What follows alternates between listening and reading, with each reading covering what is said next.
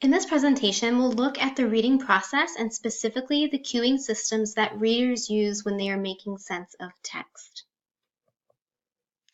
So first of all, there are three cueing systems that readers use to gather information as they're making strategic decisions. The first one is meaning, which is also called semantics.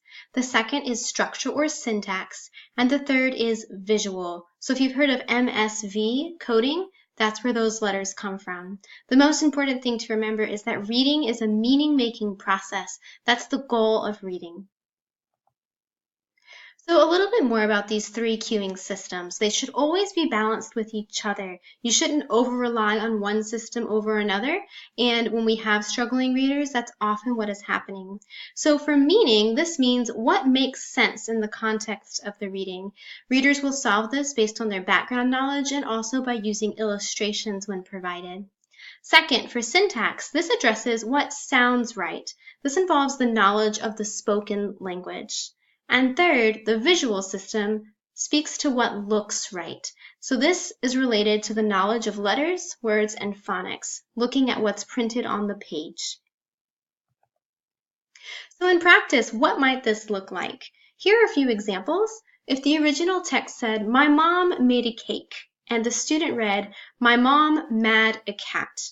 What's going on here is that they're using the visual system because of the visual similarities between made and mad and cat and cake. However, they're not using meaning or syntax because you wouldn't say, "My mom mad a cat," and that doesn't make any sense. In the second example, "My mom says we can go," if the student said, "My mom said we could go," that does make sense and it does sound like English. What they're not using as much is the visual system. All they're doing is looking at the first letters. For says, they said said. For can, they said could. But the sentence, "My mom said we could go," does make sense and does sound like English. And the third example, "Look at me, I am sleeping." If the child said, "Look at me, I am resting," again, that makes sense and it does sound like English, but they're not using the visual system at all in this instance because sleeping and resting don't have any visual similarities. So an important thing to consider here is we're not going to call what the student does that's not matching what's on the page an error. We like to call it a miscue. And this is after the work of Ken and Yetta Goodman because they realized that miscues analyze what readers are doing as strategic decisions instead of as errors, which often are thought of as wrong. So Yetta Goodman had this quote, "Miscues are the unexpected responses cued by the reader's knowledge of their language and concepts of the world." So these aren't just random mistakes that people are making. These are actually strategic decisions readers are making as they're troubleshooting unknown words in text.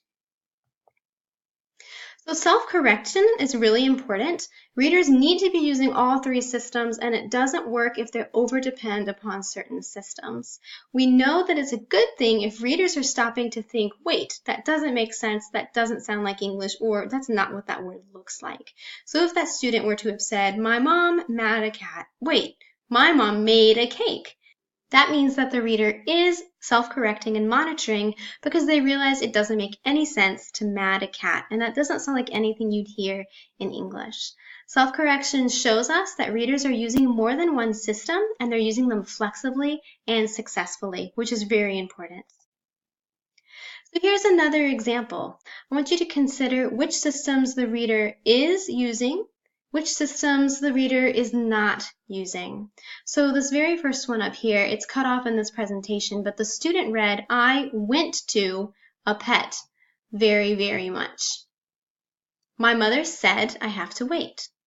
"We'll have had this talk many times, my mother and I." "Dad said I could buy some goldfish.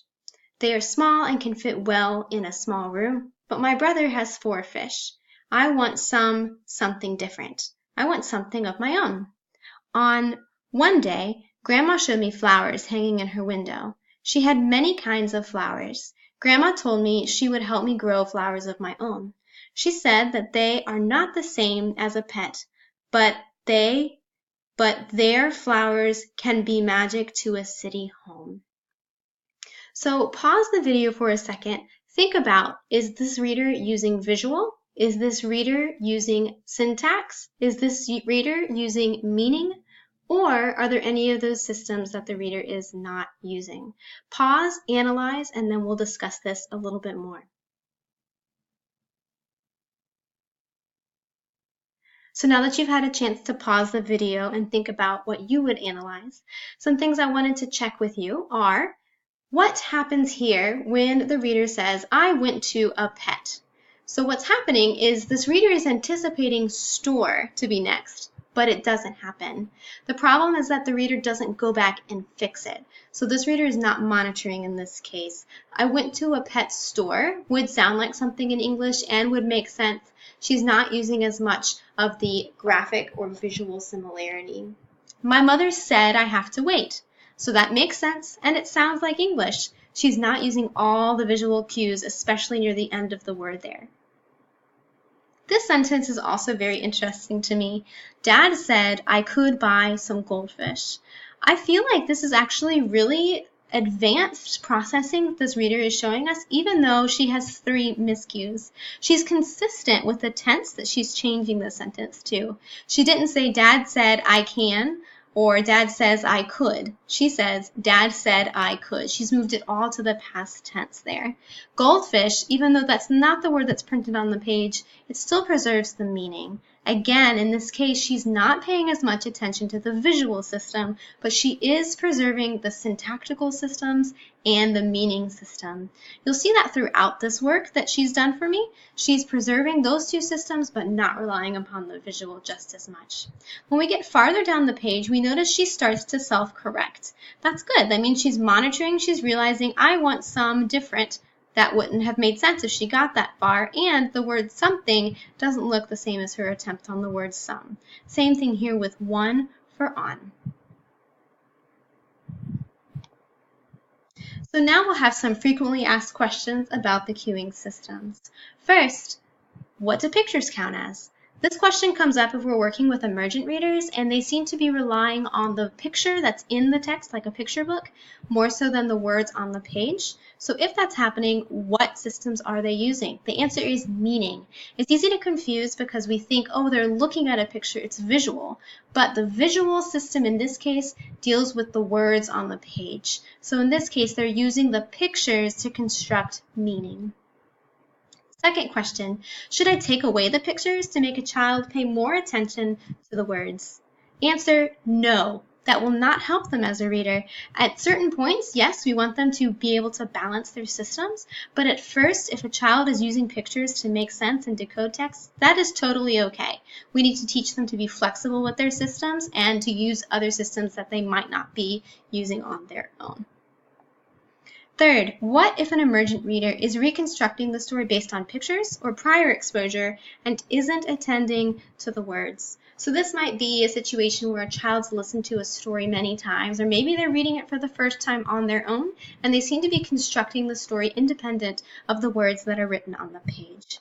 In this case, the reader is actually using 2 systems very well, meaning and syntax. So syntax will come into play if they're using storybook language. If they see a book about a princess and they say, once upon a time, and they tell the story that way, they're using syntactical systems they've heard before. And of course, if they're telling a story, they're using meaning to construct that story. They're just not quite ready to use the visual system to match the words on the page to the words that they're reading. So that's some information on the 3 cueing systems. Again, visual, syntax, and meaning.